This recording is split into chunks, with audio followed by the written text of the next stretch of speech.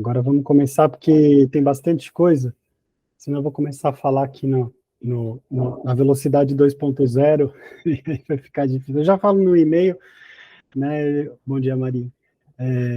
E aí tem bastante coisa, até depois eu vou mandar a apresentação para vocês, tá? Para vocês darem uma olhada, pode ser que eu pule alguns slides também, né? A gente vai sentindo, mas depois vocês conseguem olhar com mais calma, tá? E também vou deixar alguns links, depois a gente pode trocar mais também, se alguém quiser. Porque assim, né, no evento em si, tem muito assunto que é tratado, eu vou falar sobre isso, e aqui a gente tive que fazer uma curadoria naturalmente, porque não dá para encapsular tudo, né? Mas vamos lá. Eu fiz uma introdução também sobre a Gira, que eu não vou fazer aqui, porque a gente está com um grupo mais interno, né? Mas um orgulho grande aí ser o estreante aí dos Giratalks, né? Os Giratalks, eles vêm do trabalho que a gente vinha fazendo com a Ginga, né? Com os Ginga Talks ali desde antes da pandemia. A gente teve vários talks bem legais na época sobre... eu lembro sobre temas, né, como trabalho remoto, comunicação não violenta, Web3, blockchain, vários assuntos, né, workshops e tudo mais. Quando veio a pandemia, a gente acabou fazendo mais até, e a gente teve várias trocas online muito legais, e agora a ideia, né, com a consolidação da GiraDAO, né, nosso ecossistema de empresas aí, dentro dessa nossa busca por estabelecer uma primeira DAO no segmento de marketing e comunicação, a nossa ideia é expandir nessa plataforma, agora como Giratalks, e que ela também seja um canal aberto para ter pessoas também fora do nosso ecossistema, né, do ecossistema Ginga, indo para o ecossistema da Gira como um todo, né. Então, estou começando essa primeira Giratalks, a gente vai ter aí a Maria, a Helene, todo o time, Diego, vamos comunicando aí, porque a gente tem uma agenda bem cheia de workshops para acontecer, né, sobre temas variados, e aqui a gente eu estou começando esse com foco especificamente, né, na experiência que eu tive junto com a Fê em março no evento do South by Southwest. Já faz um tempo que aconteceu, né, o evento, passou 3 meses, que não é nada, né, mas nos tempos atuais é muita coisa, e eu acho que é até legal fazer isso agora, porque eu consegui, pelo menos nesse processo, colocar um pouco mais em perspectiva as coisas que eu vi lá. Foi legal também, né, poder resgatar muitas das coisas, reconectar, porque eram muitos temas, e eu queria garantir que eu não estava perdendo nada bacana aqui para trazer para vocês, tá? Então, eu acho legal achei bacana fazer isso agora. Como eu disse, são muitos temas explorados, eu não sei se alguém daqui teve já experiência de ir, quem não teve, eu recomendo, né? O South by Southwest, ele começou como um festival de música, né, décadas atrás, expandiu para um festival de cinema, para depois ser também um festival de inovação, e da convergência desses 3 temas, né, a gente cai no aspecto da criatividade de uma perspectiva muito interessante, né? Então, assim, é um evento em que, pouco mais de uma semana, né, você tem experiência de ver vários artistas, de entender e discutir música também no contexto de inovação, cinema, mesma coisa, indo para questões, né, de comunicação, de inovação, de tecnologia, inteligência artificial, psicodélicos, diversidade e inclusão, Web3, jornalismo, é uma apoteose de temas, muitas coisas ao mesmo tempo, né, então você tem que muitas vezes, e não é que tipo, tem 2 coisas para você escolher ver na mesma hora, tem horas que tem 10 coisas, 12 coisas, e você vai meio que fazendo a sua trajetória ali, né?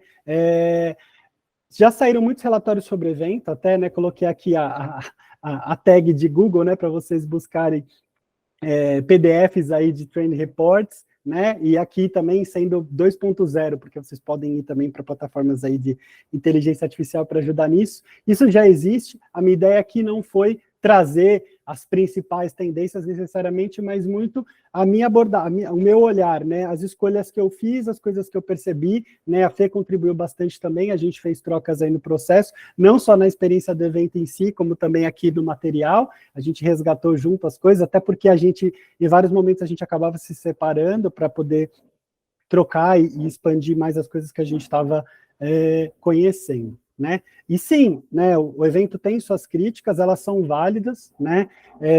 Tanto quando estava acontecendo o evento, aconteceu o colapso do Silicon Valley Bank, que tinha uma correlação muito grande com o que a gente estava vendo ali, e era meio tabu no evento, não entre as pessoas que estavam frequentando, mas nas palestras em si, foi muito pouco explorado.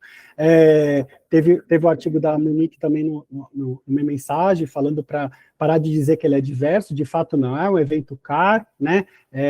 Tem uma, assim, até acho que olhando hoje, depois desses meses e revisitando os conteúdos, até tem um bom teor de críticas, né? Mas naturalmente é um evento que carece de mais perspectivas, e a gente precisa considerar também que é um evento que acontece nos Estados Unidos, no contexto cultural, econômico dos Estados Unidos, tudo precisa ser levado em questão. De toda forma, é sim um evento muito bacana, é um evento que traz muito conteúdo relevante, e também, né, defendendo um pouco o evento nesse aspecto, muitos dos conteúdos, eles estão disponíveis agora, né, no YouTube do South by Southwest. Eu recomendo muito, né, vocês assistirem, porque tem muita coisa legal, é interessante de ver, é um entretenimento até de certa forma, né, além, obviamente, de oxigenação de trocas e de aprendizagem, então eu super recomendo, tá? Então, como eu disse, aqui eu vou trazer minhas algumas percepções pessoais, com uma curadoria que eu estou fazendo aqui também para a nossa troca, né? Teve outros assuntos muito legais que eu vi que eu acabei aqui elencando, que eu acho que é mais relevante para a troca aqui que a gente vai fazer. Eu começo com essa imagem, foi inclusive uma das primeiras palestras que eu vi lá no evento, nem foi de perto a palestra que eu mais gostei, acho que foi uma das que eu menos gostei, mas ela começou com essa imagem que eu acho que é muito simbólica, né? Que eles estavam falando sobre a nossa necessidade de antecipar o que vai vir a ser normal, usando essa imagem desse atleta alemão que no fim dos anos 60 bateu o recorde mundial desse salto, né, de barreira pulando de costas, né? E todo mundo achou ele um maluco, mas a partir daí ele bateu o recorde e desde então todo mundo faz essa prova pulando de costas, né? Teve lá aquele ano, acho que sei lá, uns 4 Olimpíadas atrás, que a Speedo lançou um novo maiô, né, para nadar, que ganhava performance, e aí os atletas que usaram ganhar, a partir daí virou padrão. Então, essas coisas, né, falam muito sobre antecipar o que vai vir esse novo normal. E aqui eu conecto com a perspectiva americana, né, inclusive dentro desse talk dessa palestra era muito sobre, né, a vantagem que você pode ter, né, você precisa antecipar isso, você precisa se preparar para isso, muito nessa perspectiva mais individual, mas acho que é importante a gente entender o contexto. No final, também, essas coisas estão acontecendo e a gente precisa, de fato, aprender a decodificar, né? Eu começo por inteligência artificial, que foi o grande assunto do evento, naturalmente. De fato, é o que estava impactando mais a conversa cultural naquele momento, e, sinceramente, segue sendo, né? E eu acho que hoje também, acho que interessante é que, né, quando aconteceu o evento, a gente estava ali, pouquíssimo tempo tinham lançado, né,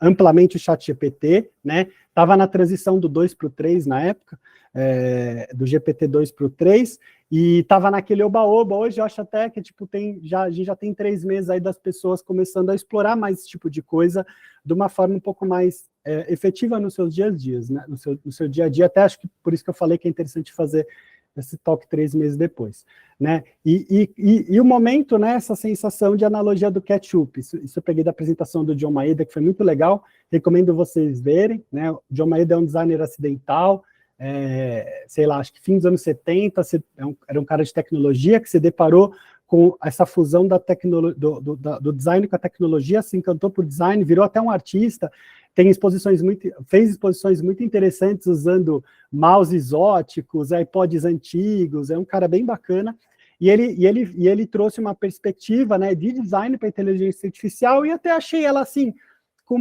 um olhar até bem assim de simplicidade, sabe, de não surtar, né? A gente vai falar muito sobre o paradoxo da distopia e da utopia, entre a utopia, é só mais uma inovação que vai impactar a nossa vida, mas vai ficar tudo bem. A distopia, né, fudeu tudo, né? Desculpa o palavrão. Ele já veio com uma visão muito mais assim de simplicidade, né? Mas o momento da analogia do ketchup, não sei, quem não tem idade, né, até os anos 90, o ketchup da Heinz vinha nesse frasco de vidro, que para você tirar o ketchup, você tinha que bater na bundinha dele e não saía, aí você tinha que dar uma porrada mais forte e de repente você fazia uma grande sujeira, né? Quando a gente fala de inteligência artificial, esse é o momento, né? A gente está nesse pico de expectativas infladas, e aí vem uma desilusão, que é normal, né? E depois você vai buscando esse platô de produtividade, e a tecnologia supera, né, o processo dela. A gente passou por isso aqui na direita com o Google Trends, com o metaverso, depois a gente passou por isso por cripto, né? E agora a gente está passando por isso com inteligência artificial, e tem um motivo muito, muito claro que isso acontecer, é óbvio, né? Acho que a gente sente, mexendo nessas soluções, o porquê.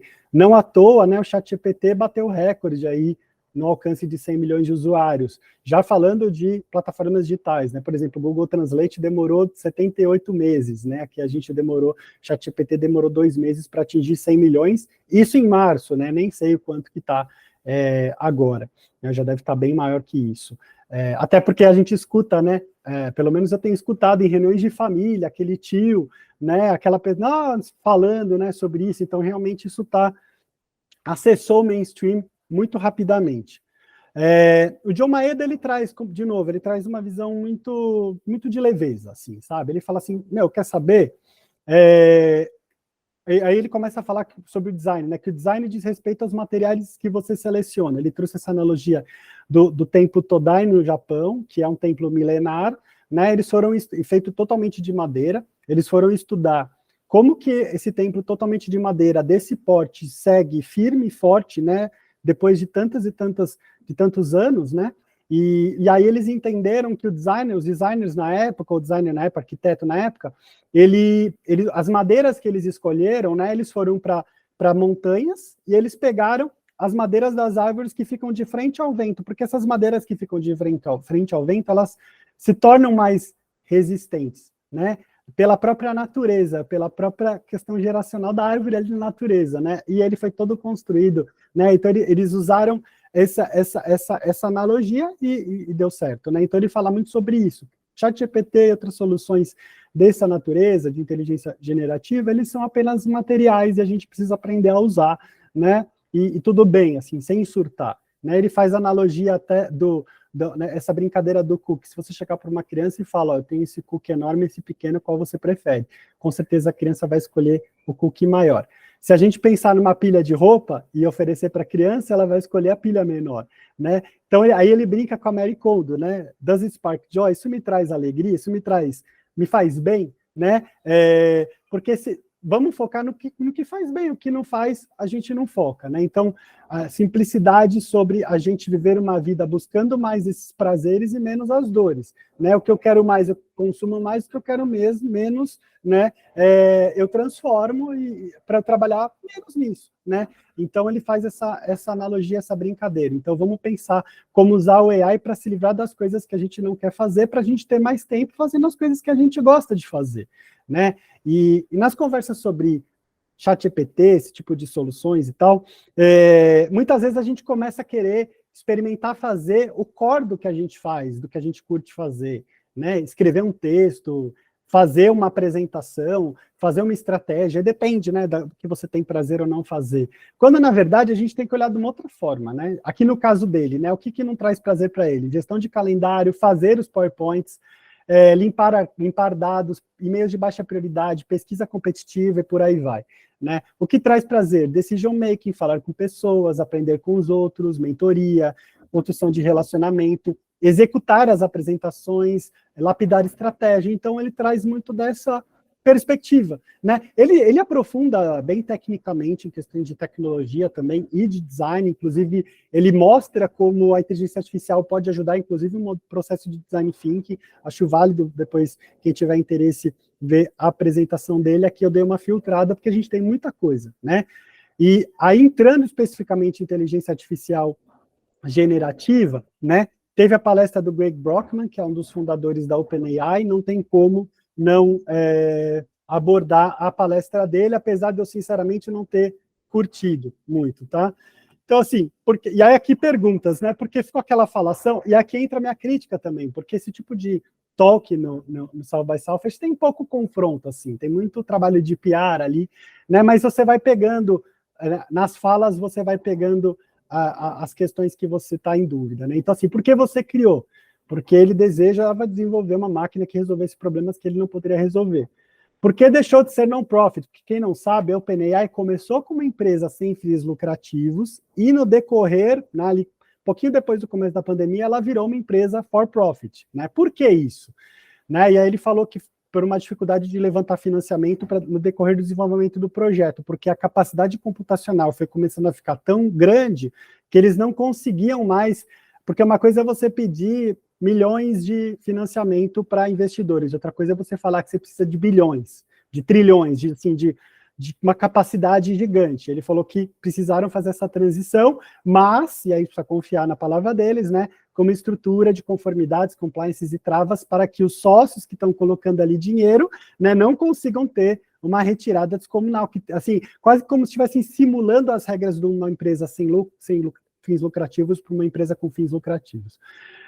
Compromisso deles, né? Não lançar nada até terem confiança na segurança. Contradições. Mas para o final da fala dele, ele fala sobre por que eles lançaram de uma forma tão abrupta o ChatGPT para a massa. E aí ele falou, porque o uso incorreto foi uma das razões da gente lançar para a gente poder aprender com os problemas, né? O que é contraditório, você acabou de falar que você não lança nada até uma confiança na segurança, sendo que você fala que é importante lançar de uma forma inconsistente para você aprender, né, com os erros. Então, aí as inconsistências. Teve uma palestra muito bacana também sobre o Douglas Rushkoff, que ele é um crítico, fala sobre mídia, sobre tecnologia, ele tem... Oi? Na hora do... Acho que alguém abriu o microfone aí. Ele tem um estigma ali de cyberpunk, assim, né, de ser um cara que tem uma crítica mais num viés de redução de desigualdade, ele é um cara mais crítico às big techs e tudo mais, né, e ele colocou, né, a inteligência artificial como conquistadores que sabem como ninguém usar toda a informação que fornecemos às redes para enriquecer, então ele está trazendo aí um contraponto, né, uma crítica a tudo isso. A gente vai para a palestra da Amy Webb, que já é uma palestra esperada anualmente para o evento, ela faz uma curadoria, ela é uma futurista que faz uma curadoria de tendências muito ampla, né, e esse ano ela até falou que foi um recorde, que eles chegaram em mais de 600 tendências, e a apresentação dela já foi uma super curadoria, e ela focou muito em inteligência artificial. Ela começou com o insight-chave de que é o fim da internet como a conhecemos, e aqui tem um mapa, né, do impacto, né, de várias tendências grandes, como AI generativa, clima e tecnologia, né, de sustentabilidade, mobilidade, e por aí vai, Web3, metaverso, computação quântica, e aí aqui, né, entre verde e roxinho, né, curto prazo e longo prazo de impacto, inteligência artificial generativa, que é essa de interações que a gente está vivendo agora, com o ChatGPT, Midjourney, coisas do tipo, elas vão ter um impacto de curto, médio prazo em larga escala em praticamente todas as indústrias, né? Então, exceto aqui a defesa a espacial e aeroespacial, que já deve estar em outro contexto, né? Mas, assim, dá para ver o impacto que isso vai ter.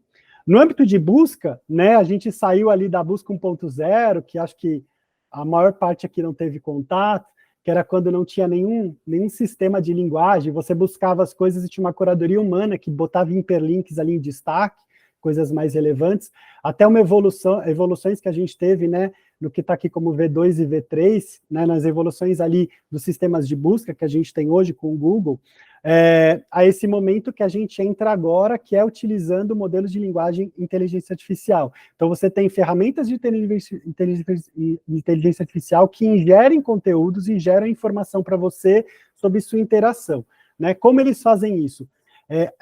Esses sistemas de inteligência artificial aprendem uma quantidade enorme de texto e conteúdo, que é o que eles chamam de corpus, tá? O corpus em inglês, e a partir daí eles fazem uma previsão de palavras probabilísticas para trazer para você na sua interação, né? O Game Changer, a mudança de tudo isso, foi um paper que o Google fez em 2017, onde eles encontraram uma arquitetura de modelo de linguagem que eles chamaram de Transformer, que permitiu fazer tudo isso acontecer, né? E eu não sabia, mas o ChatGPT, ele vem dessa palavra, então ele significa Generative Pre-trained Transformer, né? Transformador generativo pré-treinado, por isso que ele chama ChatGPT. A gente teve eles tiveram o GPT-1, que era treinado num volume de corpos, né, de conteúdo que eles determinaram, até o GPT-2, que é quando eles começaram a treinar com milhões de páginas para a internet, o momento que a gente começou a ter acesso a essa plataforma de forma mais ampla, ao GPT-3 e o GPT-4, que levou isso para um outro nível, aqui ele começa a ver livros, Wikipedia, né, e ele mais conteúdo de internet, e ele começa também a aprender com o que eles chamam de RLHF, que é esse RLHF, Reinforcement Learning from Human Feedback, então, aprendizado reforçado por feedback humano, que é, basicamente, o ponto de que essas plataformas de inteligência artificial generativa estão aprendendo e evoluindo pela nossa interação com elas. O que é bom em teoria, né? Porque você pode ter um fine-tuning ali, uma evolução, né, mais alinhada com o que a gente precisa, mas tem uma crítica, né? Que humanos estão fazendo isso? Que interação está tendo? Né? Porque isso pode trazer uma baixa diversidade de pensamentos, de reflexões, e um monte de bias, né, de pensamentos que a gente está vendo agora, né, pré-determinados, de você pedir uma imagem de uma pessoa líder de empresa no Midjourney, ele trazer o padrão de homens brancos ocidentais, tem tudo isso, né, e tem uma questão aqui, eu não vou entrar, vale muito vocês verem a palestra da Imweb, porque ela vai também para o âmbito do poder financeiro das Big Techs, por quê? O ChatGPT, ele custa 7 vezes o que custa uma busca no Google. Ele exige uma capacidade computacional gigantesca, né? Uma quantidade de gestão de dados gigantesca. Aí você tem as Big Techs como a Amazon, empresas desse tipo, dando espaços gratuitamente para essas empresas de inteligência artificial para ter, né, controle dessas plataformas de dados. Isso tudo vai dar ainda mais poder para essas Big Techs. E aí a gente cai num contexto de ética, que teve também bastante contrapontos que eu queria trazer. Primeiro sobre o ChatGPT e a OpenAI como todo, porque em 2019, quando começou a pandemia, 2020, fim de 2019, não, em fevereiro de 2020, eles soltaram um relatório falando que eles avaliaram o ChatGPT e eles definiram que não era recomendado abrir para o público porque era muito perigoso ter, né, preocupações de segurança e saúde, né? Só que mesmo assim eles lançaram. Então aqui, né, mais um red flag aí sobre a fala do Greg Brockman que a gente viu lá atrás. E aí assim tem uma conclusão da apresentação dela que ela fala que a gente está entrando nessa era da AI osmosis, onde a inteligência, os dados vão, né, o fluxo de dados na inteligência artificial vai estar em tudo que está no entorno da nossa vida, a gente entra na era definitivamente da computação assistida e a tendência é a gente nunca mais precisar pensar, né? Esse que é o fato. Assim, ela fala sobre todas as frentes de coleta de dados que existe com tecnologia, inclusive estão conseguindo chegar à captação de odor, inclusive, com a tecnologia, o nosso cheiro, o cheiro do ambiente. É bem maluco essa parte do talk dela, né? E ela fala das implicâncias no que pode acontecer. Tipo, de você não vai precisar pensar, então ele já entender que você está deprimido e que quando você está deprimido, que você recorre a assistir um seriado. E que usualmente o seriado que você escolhe, vou falar um seriado famoso, é o Friends. E provavelmente é o episódio que a moça, a Phoebe, toca a música do gato. E aí ele já vai trazer esse episódio para você ver, talvez essa cena. Então você não vai ter mais tensão nenhuma na sua vida, né? O que é bem maluco, assim, o impacto em vários aspectos muito negativos, né? Tem um impacto laboral, a gente não pode negar, hoje, né? E aqui hoje eu estou falando março, tá? Talvez isso já aumentou.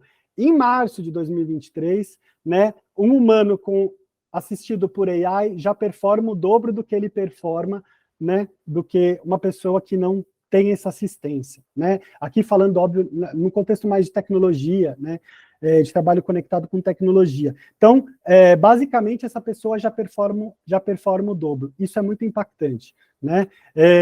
E aí a gente entra num contexto mais laboral, tem até uma palestra bem interessante com esse cara chamado Chris Ryan, que é CEO da Indeed. A Indeed pensam que é o Cato dos Estados Unidos, né? A maior plataforma de busca de emprego nos Estados Unidos pela internet, né?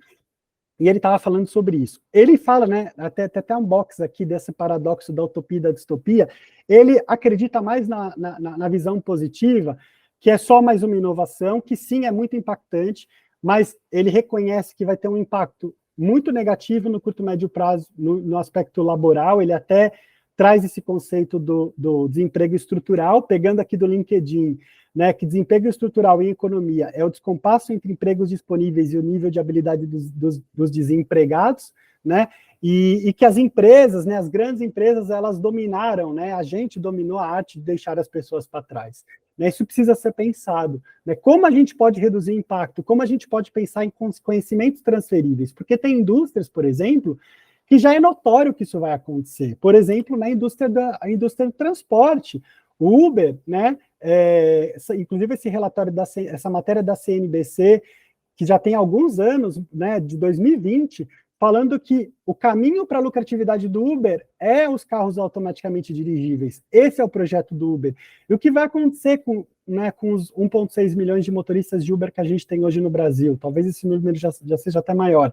E se a gente pegar todos os motoristas que tem? E o que vai acontecer com a indústria do seguro automotivo, as pessoas que trabalham nela, entre várias outras indústrias? Né? Ele cita, por exemplo, a indústria da telecomunicação, porque o celular, ele acabou com várias indústrias, né? Você não tem máquina de xerox, você não tem câmera fotográfica, e muita gente ficou desempregada. Hoje, esse cenário mudou, porque você tem o segmento de telecom bombando, você tem empresas que fazem aplicativo, você tem talvez uma indústria até maior do que as que ela fez a disrupção lá atrás.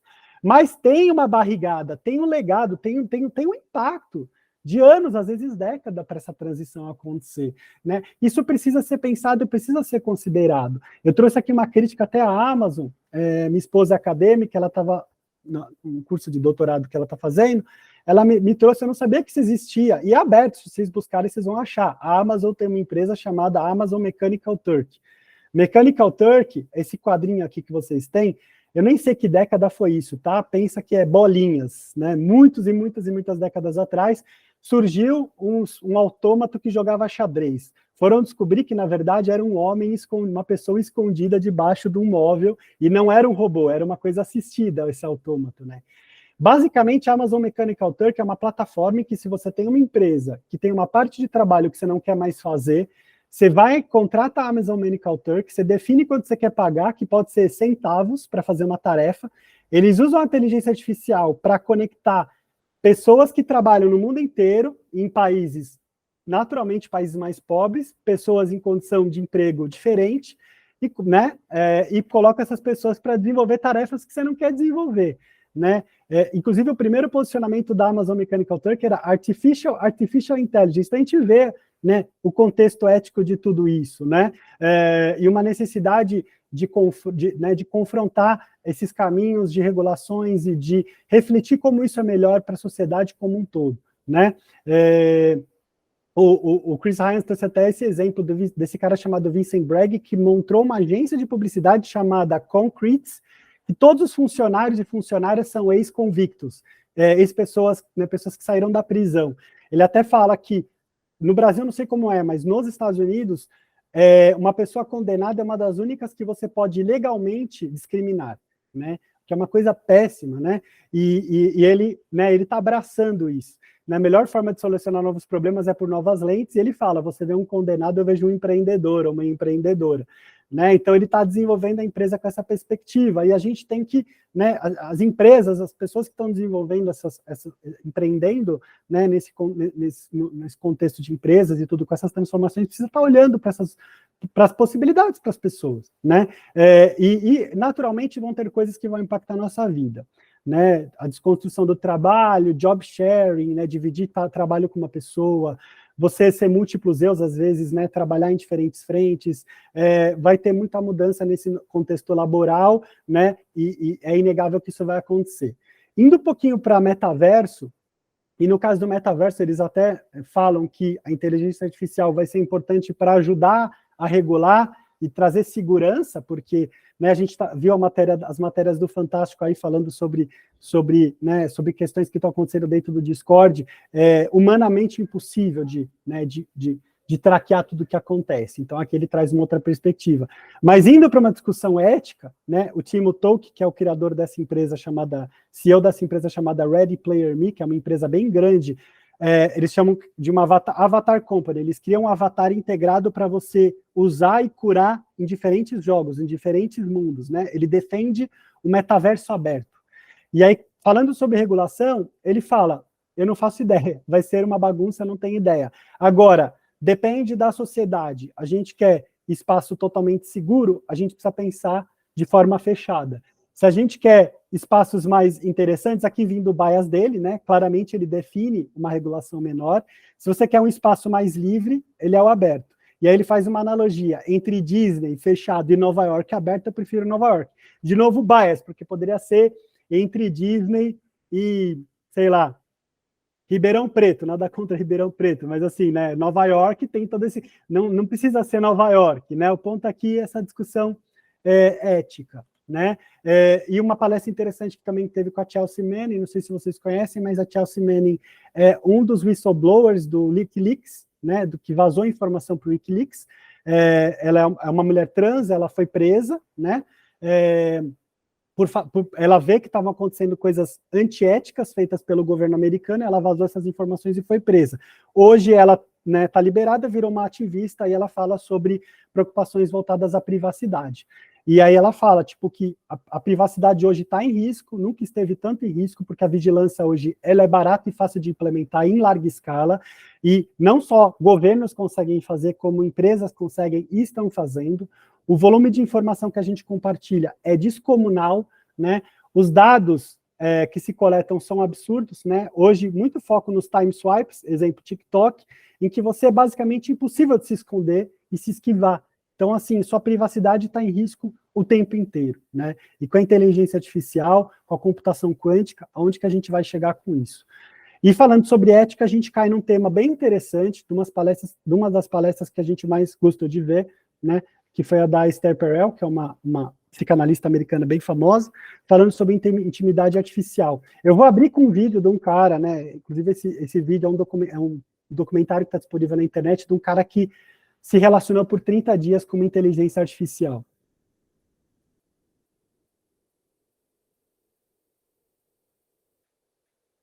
Espera que já vai começar.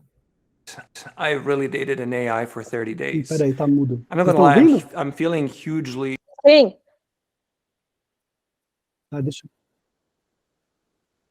Peraí que no meu... I really dated an AI for 30 days. I'm not gonna lie, I'm feeling hugely vulnerable, very much embarrassed to share what I did, especially what happened in the end. This is from a YouTube handle, interestingly named No Borscht for You, but I highly recommend checking it out. It's 20 minutes. Deixa eu passar aqui. Tá. Meu computador está um pouco atrasado, eu estou escutando o vídeo falando. Agora parou.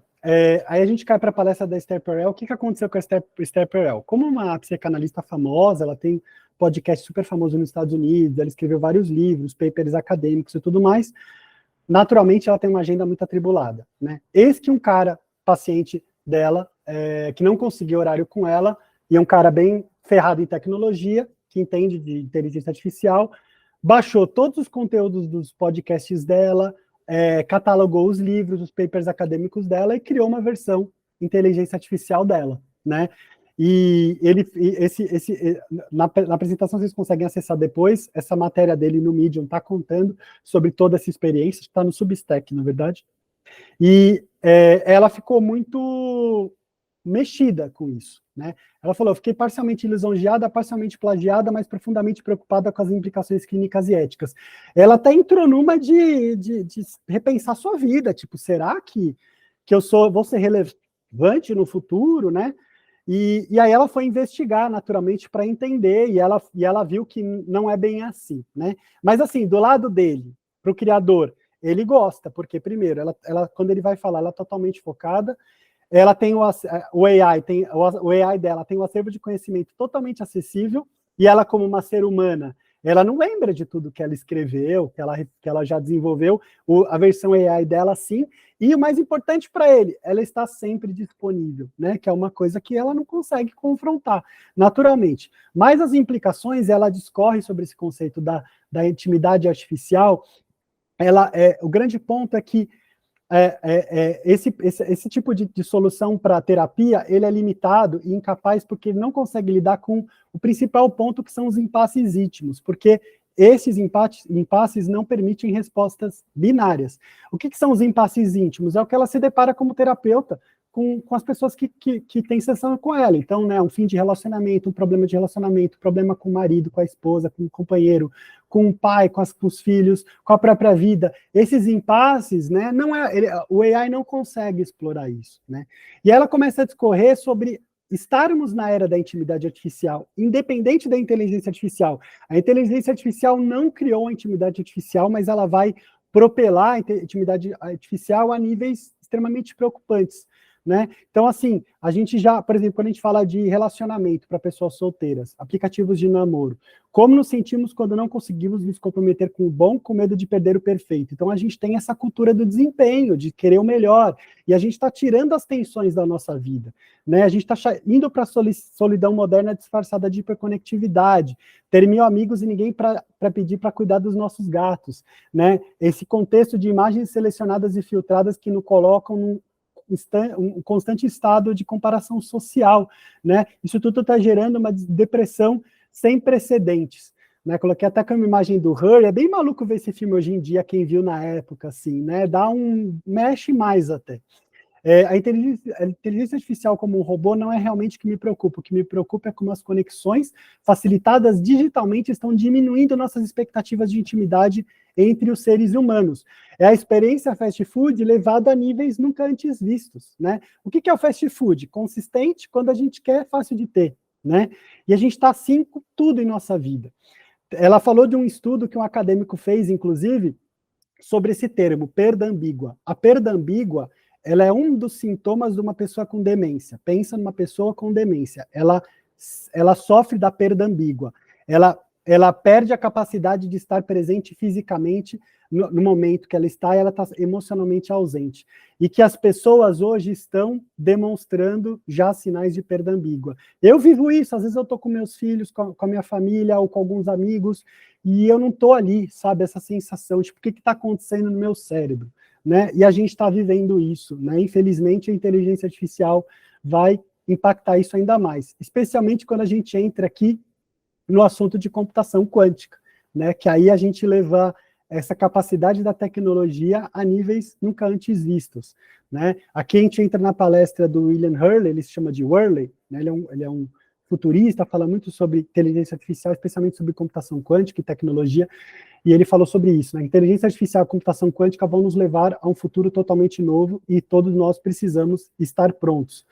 O John Maeda mostrou esse gráfico falando sobre pensamento computacional. Em 2000, um computador era capaz de ter a capacidade de pensamento de uma libela, 2015 de um rato, 2023, este ano, da inteligência humana, e 2045 de toda a humanidade, né? Então isso vai acontecer. A computação quântica, ela tem várias aplicações. Depois vale ver a apresentação dele, tá?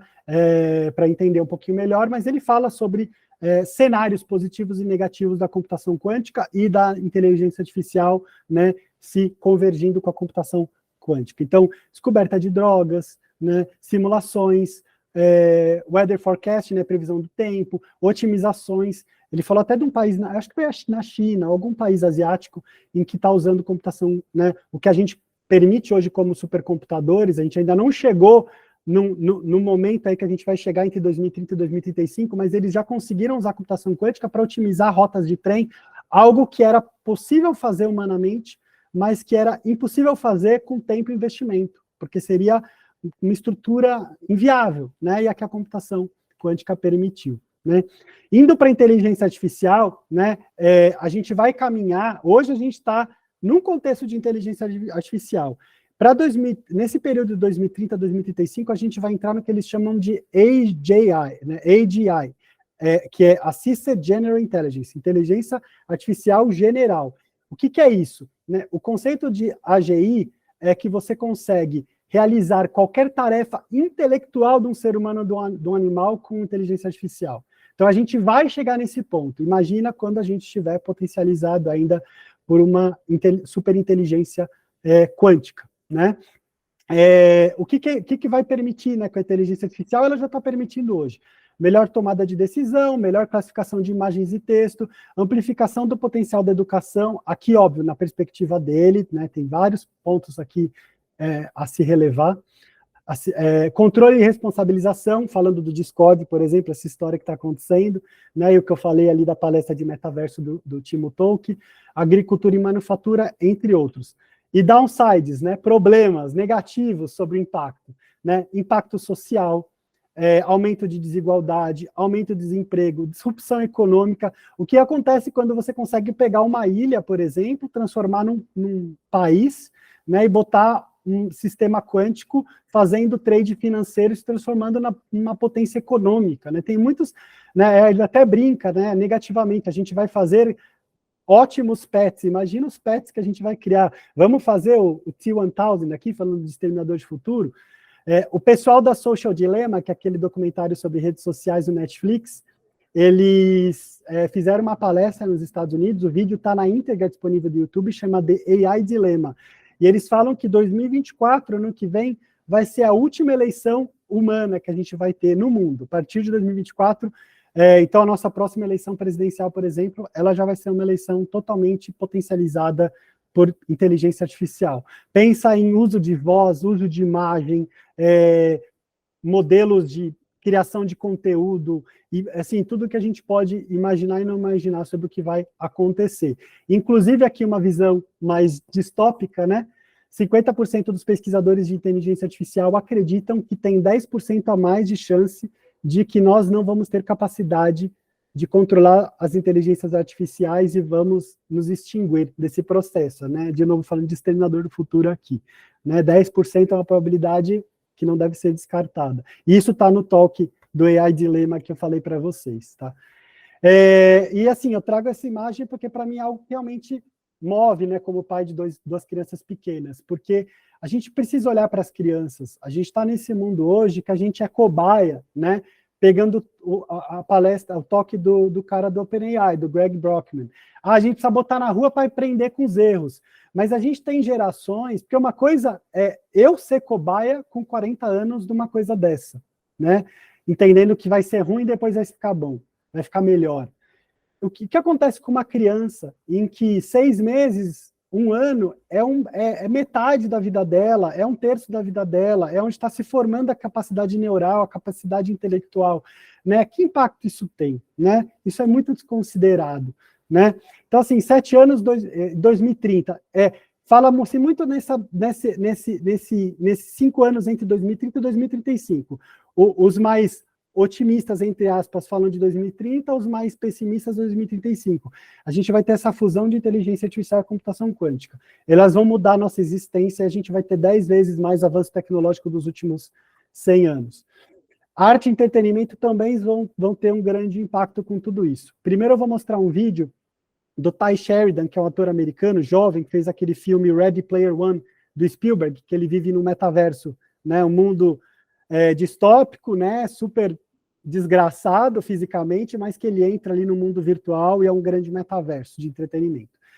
Ele lançou uma plataforma, né, vou mostrar o vídeo aqui para vocês, que já mostra, né, como vai mudar também na escala do entretenimento. Depois a gente vai falar um pouco sobre música também.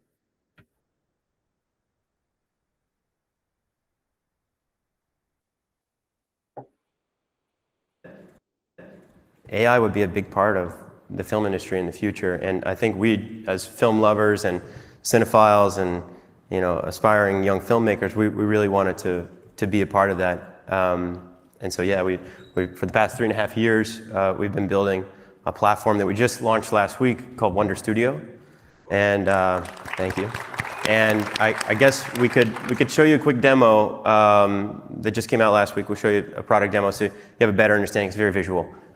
So I guess we can go ahead and play that now, and we'll talk a bit about it afterwards. They say all great stories start with a sense of wonder. And what if bringing those stories to life wasn't limited by our resources, but only by our imagination?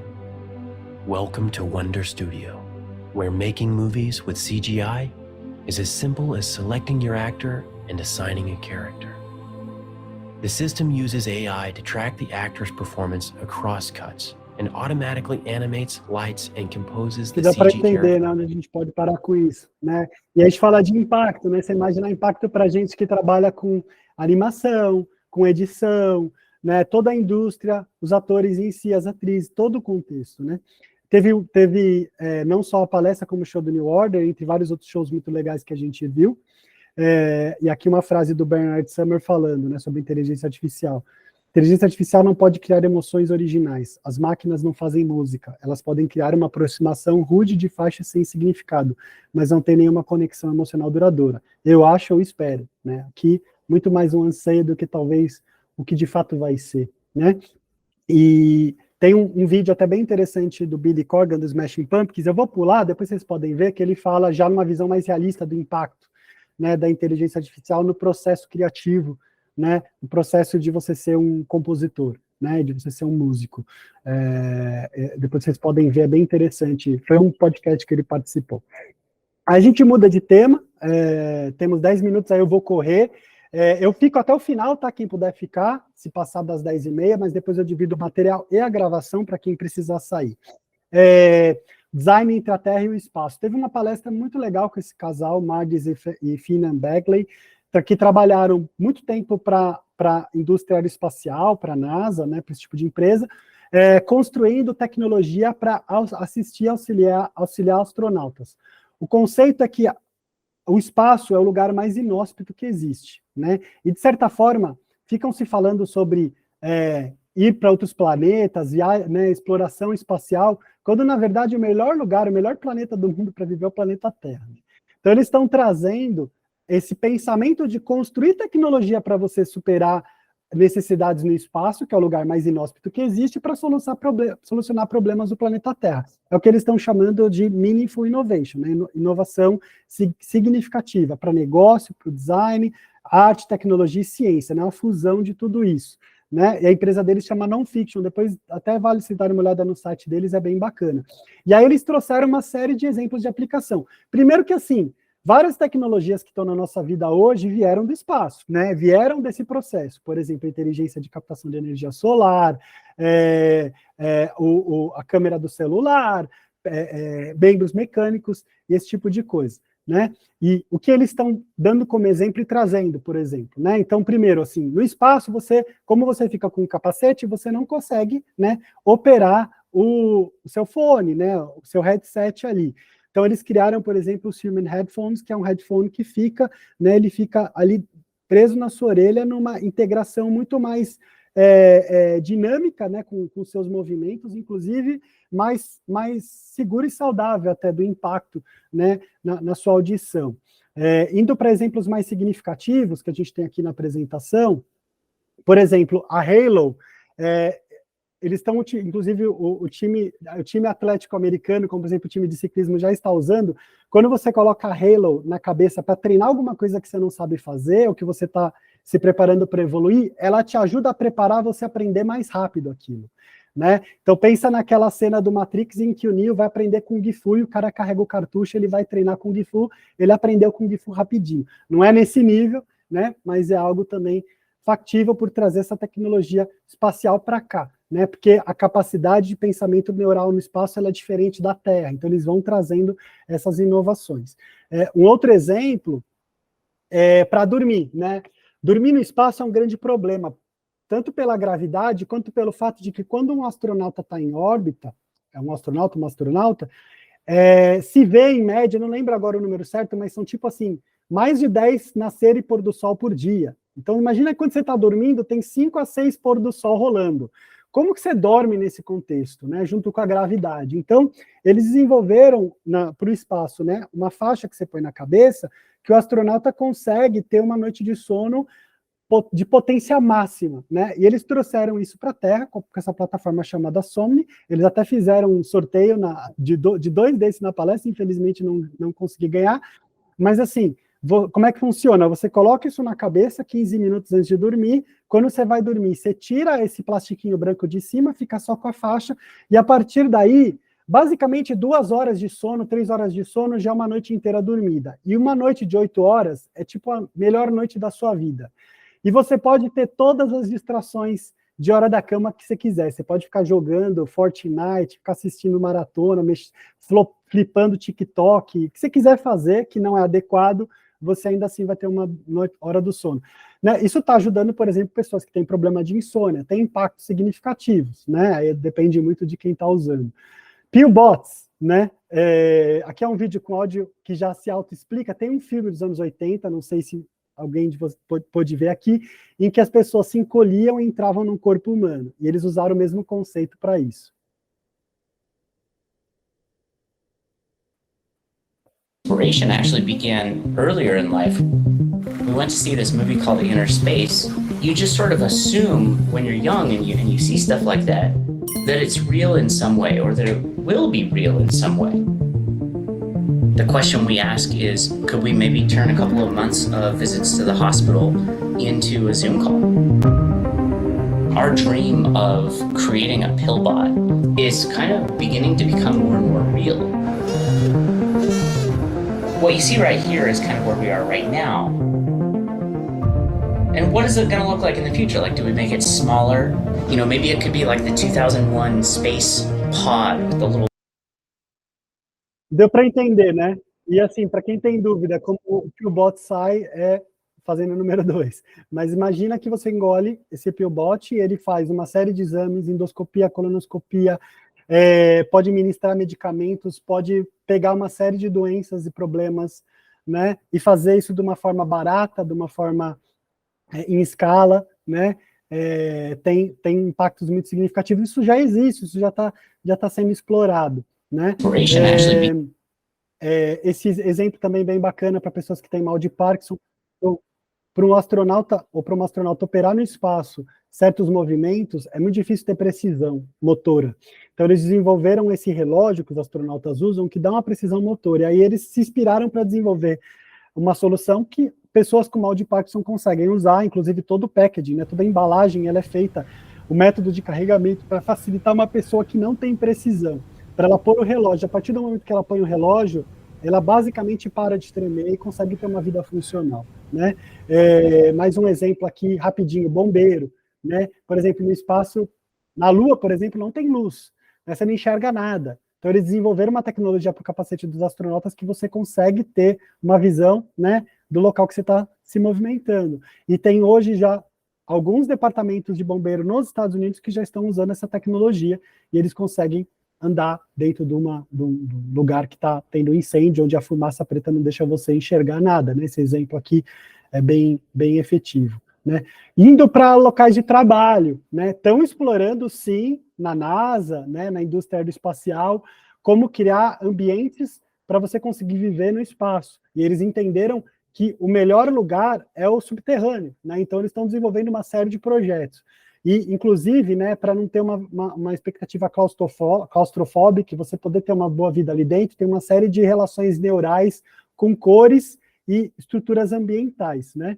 Dentro dessa brisa, eles estão trazendo esse pensamento também para a nossa vida, para o planeta Terra, para ambientes de educação, para ambientes de vida, para ambientes de trabalho. Esse é um dos escritórios do Google, tá, que usa esse conceito, conectando a natureza com cores, com todo esse pensamento estrutural neural que eu falei. Outro exemplo é a indústria do entretenimento, né, com essas cápsulas, onde todas as séries hoje de Star Wars da Disney Plus estão sendo filmadas, e é bem maluco quando você vê entrevistas com atores e atrizes que estão participando, diretores que estão participando dessas produções, e falam que é maluco, que você realmente acha que você está no lugar, né? E teve uma palestra até que mostrou que eles estão desenvolvendo isso também para ambiente de trabalho. Então, imagina que você tem que resolver problema num local, só que você não consegue estar por algum motivo fisicamente lá, você consegue estar nesse lugar, né, por uma transmissão em tempo real, por esse uso de tecnologia, você emergir num espaço, né? Então, isso é algo também que se trouxeram como tendência. Tem a robótica também, eu não vou passar esse vídeo, depois vocês podem ver, mas basicamente o robô te ajudando, te assistindo, por exemplo, numa obra, a te levar uma ferramenta, a fazer um movimento que você tem mais risco dentro de uma obra. A Toyota tem uma frente de robótica muito avançada, eles estão usando já como apoio laboral, tanto em escritório quanto em produção, né, automotiva, tecnológica, né, e também algo que vai impactar a nossa vida. Passando aqui, E aí tem, né, quando a gente fala de vamos fazer great pets, né, aqui a palestra da Disney é mais essa cena, né, depois vocês podem ver, vocês devem ter visto, porque foi viral na época. A Disney está fazendo uma série de experiências com robótica para o aspecto do entretenimento, e eles criaram essa personagem, né, que é um robozinho que traz uma questão emocional quando você interage com ela, né, que é uma coisa bem maluca. Ela anda de patins, ela brinca com você, ela interage, parece até que ela tem sentimento na forma que ela foi criada, né, ela emana isso em você quando você interage com ela. Indo para agora, né, já estamos no nosso tempo aí, indo para comunicação, para negócio, né, falou-se muito também sobre uma busca de uma mentalidade melhor para o negócio, questões relacionadas a ESG, né, dando palco e voz para pessoas que estão desbravando isso, né, no mercado deles lá, no mercado global, né. Uma palestra muito interessante foi a palestra com o Ryan Gellert, que é o CEO, um talk, na verdade, né, com o CEO da Patagônia, que é hoje um grande exemplo nesse sentido, né, e algumas recomendações dele, né? A gente precisa nos ver mais como consumidores e menos como consumidores e mais como proprietários do que a gente compra, tomar decisões de forma consistente com o que a gente acredita, que o melhor papel que você pode ter no mundo não é a tua patente, a tua hierarquia, o teu trabalho, é ser cidadão, e você precisa advogar por isso na sua vida.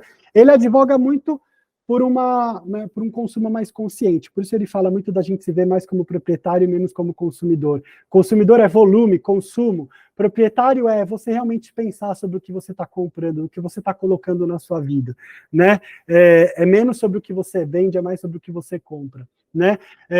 E alguns mandamentos, né? Pensando na Patagônia. Ser claro sobre o que você é como empresa. No caso da Patagônia, eles transparentemente se posicionam como uma empresa que visa lucro. Ano passado, eles mudaram a estrutura organizacional da empresa, toda a lucratividade que ela tem é revertida para projetos de redução de impactos de impacto climático, né, e de luta contra a extinção humana, né, e vários projetos nesse sentido. Então, hoje, você não tem mais acionistas e donos lucrando com a empresa, e sim o lucro é direcionado para isso, mas a Patagônia é abertamente uma empresa para lucro. Sobre o impacto que você gera, então todas as crises, né, uma consciência que eles têm de que todas as crises que a gente enfrenta, os negócios têm um papel enorme em contribuir para resolver, e que todos os problemas que foram criados no mundo, a gente fez parte deles. Então, assim, se você fez sujeira, se você fez a sujeira, você tem que limpar. Desenvolver negócios estrategicamente com o pensamento de redução de impacto em mente. Então, você está sempre pensando na redução de impacto, né? Entendendo que os problemas do mundo não vão ser resolvidos sem a participação das empresas. Independente do que a gente pensa entre a questão pública e a questão privada, as empresas precisam participar, e a gente precisa cobrar, e as empresas precisam ativamente participar disso, né? E compartilhar essa verdade e história com as pessoas que se identificam com essa, porque tudo isso gera valor. A Patagônia tem uma série de projetos bem interessantes, por exemplo, aqui em cima, né, essas 3 bolinhas. Uma das fibras que eles mais usam para construir os tecidos, eles entenderam que ela era muito difícil de se reciclar, então eles fizeram um trabalho científico, químico, para construir novas fibras que são recicláveis e abrir essa patente para todos os concorrentes utilizarem. Eles têm um projeto em que, se você tem qualquer produto da Patagônia, se fizer um rasgo, se um zíper quebrar, você vai a qualquer loja na Patagônia do mundo e eles reparam de graça. Nos Estados Unidos, eles já estão recomprando produtos da Patagônia que você quiser vender para comprar um novo, né? E eles reparam e põem para revenda por preços mais acessíveis também. Eles têm esse projeto com a região de Viosa, na Albânia, que era um espaço privado enorme dentro de um parque lindo. Eles compraram, eles revitalizaram junto com o governo da Albânia, entregaram isso para o povo, né, local, e hoje é um lugar que todo mundo pode usufruir, e é uma reserva da natureza importante, né? Então, assim, e ele traz também uma mensagem impactante de que, infelizmente, não existe demanda para tudo que a gente veste e descarta, para tudo que a gente compra de plástico e descarta. Não tem demanda. É importante que a gente recicle? Mas não tem demanda para tudo. É importante a gente ter isso na nossa cabeça para ser mais usuário e menos consumidor, né? Conceitualmente ali, como ele falou. Uma palestra bem interessante também com o Bell Lam, que é cofundador da Colossal, que é uma empresa focada em de-extinção, em ir contra o processo de extinção que a gente está indo. A gente está perdendo o que eles chamam de espécies-chaves que impactam suas biodiversidades. Em 2050, a gente tende a perder 50% de toda a nossa biodiversidade. A de-extinction usa tecnologia, né, e ciência para conseguir, né, acabar com a extinção dessas espécies-chave nos seus ecossistemas, né, e colocá-las de volta na natureza para agir nesse processo de extinção que a gente está vivendo. Palestra também bem interessante com o Hamdi, que é o fundador da Chobani, que é a maior empresa de iogurte nos Estados Unidos. Ele é um turco, ele veio da Turquia, de uma região tribal até ali na Turquia, né? E ele traz muito legal a palestra dele, porque ele traz o contexto dele para o momento que ele é hoje dono de uma empresa do tamanho do porte da Chobani, um empreendedor influente nos Estados Unidos e no mundo, né? No mundo de negócios. Então, ele fala muito do contexto de vida dele, que ele cresceu no ambiente tribal, por exemplo, ele nem sabe a data de aniversário dele. O dinheiro não fez parte do crescimento dele, você podia até ter dinheiro, mas não ia mudar nada, porque ali, no ambiente que ele vivia, não fazia diferença. Ele sentiu na pele a dor dos trabalhadores, os desafios de ser um imigrante. Por ser um imigrante, por ele também, né, na primeiras experiências de trabalho dele, ele ser um empregado de grandes empresas ali na região, né, e depois indo para os Estados Unidos, nesse processo imigratório que ele fez, sentir o impacto da decisão das empresas na vida dos trabalhadores, né, e a importância de questionar o que está estabelecido na sua perspectiva. A Turquia, essa região, eles são, né, referências de iogurte de qualidade. Quando ele foi nos Estados Unidos, ele falou, iogurte de qualidade é só para gente rico, o povo aqui consome uma bomba de açúcar horrorosa. Por que isso? Né, vamos confrontar essa realidade. Né, é mais barato até fazer um iogurte de qualidade. Né, vamos criar isso. E ele não só fez isso com a Chobani, como ele criou um coletivo em que ele ajuda empresas americanas, né, que vêm desse contexto, empresas pequenas, a se desenvolverem com esse mindset, com essa mentalidade. Inclusive, tinha a fundadora de uma empresa de frango americana chamada Dixie Foods, que fez parte dessa incubadora da Chobani. Mensagem-chave: integrar populações diversas em sua empresa, acreditar que o lado das pessoas é o mais importante, como você se comporta quando o melhor e o pior momento acontece na tua empresa, é o momento que a cultura de fato se cria, né, e o propósito acima do lucro. Esses são os mantras dele. E ele advoga muito pelos imigrantes. Ele fala, contrata o imigrante. O imigrante vai ter uma relação com a tua empresa que você nunca viu na vida, né, porque ele está vindo de um outro contexto, de uma outra perspectiva, né, ele vai ter uma relação diferente com você. Né? Nos Estados Unidos isso tem muito impacto, né? na Europa Ocidental também. Né? No Brasil a gente tende a ver isso cada vez mais também. E para finalizar esse capítulo, teve uma palestra interessante também com a Jean Rometty, que foi uma CEO da IBM por muito tempo. Inclusive ela foi a quem trabalhou como CEO em todo o desenvolvimento do Watson, o lançamento da Watson, né, dentro da IBM. E ela defende muito essa importância do que ela chama de bom poder, indo muito por essa força motora que a gente viu muito no Ryan Gellert da Patagônia, no Bell Lam, no Hamdi da Chobani, né, que é o poder que cada indivíduo tem para criar impacto positivo na sua vida e no mundo ao seu redor. Então, ela também advogou muito por essa mentalidade. Né? Indo aí, um capítulo bem rápido sobre metaverso. O metaverso não foi um tema de destaque, né, no South by Southwest como foi alguns anos atrás, mas tiveram algumas palestras muito interessantes, e o ponto principal que eu peguei delas é essa discussão sobre o metaverso aberto. Né? Aqui eu volto para a palestra do Timo Tolk, que é o CEO da Ready Player Me, que é inspirada no filme Ready Player One, por isso que ela tem esse nome, né? E hoje, quando a gente fala em game, você de fato tem um metaverso aberto, você consegue, com um avatar único, estar em diferentes metaversos. Isso é pelo que ele advoga, e a gente vai caminhar para isso. Né? Ele defende essa visão de metaverso aberto, de integração e de pró-descentralização, e que a indústria dos games vai seguir liderando. Metaverso vai acontecer, né? Vai acontecer todo esse contexto e vai impactar as nossas vidas, e naturalmente quem está brincando mais com isso, quem está vivendo mais isso e se desenvolvendo mais para isso é quem vai liderar, e na visão dele, a indústria de games é quem vai liderar esse processo, como já lidera hoje, com 3 bilhões de gamers jogando em todo o mundo. Né?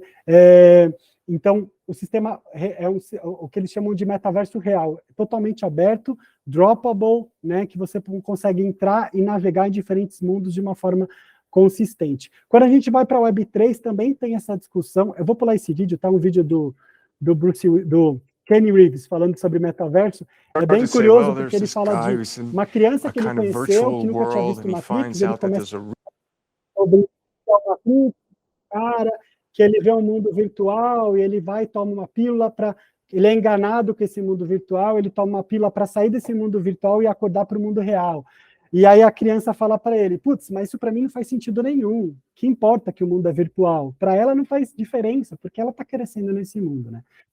O Web3 teve uma... NFTs, aqui especificamente, teve essa palestra sobre a Sandy Carter, e ela é uma das lideranças dessa empresa chamada Unstoppable Domains, em que a ideia é você ter uma plataforma centralizada para o seu, né, seu avatar aqui na Web3, né? Você ter seus wallets, ter seus tokens, o seu site pessoal, as suas presenças digitais e tudo mais, uma visão também integrada, né? Isso foi o que mal deu tempo de trazer para vocês, teve muita coisa que eu precisei deixar para fora, mas assim, estou aberto a trocar ideia do que vocês quiserem, tá? Se aprofundar algum dos temas que eu coloquei, algum outro tema que vocês viram que esteve no South by Southwest que eu não trouxe aqui, podemos conversar também. Visitem o canal do South by Southwest no YouTube, tem bastante palestra lá, tem inclusive uma playlist que está no link aqui com uma boa parte das apresentações de 2023, vale muito a pena ver, tá? E também, como eu disse, o Festival de Música e Cinema. Foi incrível, muita coisa assim que a gente conseguiu ver. Eu trouxe duas em destaque aqui para vocês verem depois, quem tiver interesse. Uma de música, teve muitos figurões, né, como o caso do New Order que eu mostrei, mas tiveram também momentos de conhecer coisas novas. Assim, eu gostei muito, até comprei o disco dessa compositora e artista incrível chamada Maldivisa, que ela compõe músicas usando basicamente um baixo, com algum apoio eletrônico ali, mas são músicas bem simples, assim, na estrutura, e muito talentosa. E em filme, o documentário que assisti com a Fê sobre a Joan Baez, que é uma das artistas mais importantes aí do folk americano, né? Inclusive namorou por um bom tempo com o Bob Dylan, foi muito próxima do Martin Luther King nas lutas pelos direitos humanos, né? E o documentário dela chama I Am Noise, que é super bonito, né? Vale ir atrás assistir, quem puder assistir, foram as duas recomendações aqui, mas quem interessar por música e cinema, podemos trocar ideia depois, porque, foi muita coisa que a gente pôde ver, vivenciar e conhecer. E é basicamente isso, tá, pessoal? Eu vou compartilhar com o Diego, com a Helena, com a Maria, o link da apresentação, eles vão dividir com vocês, e estou aberto aí para trocar ideia quem quiser, tá bom?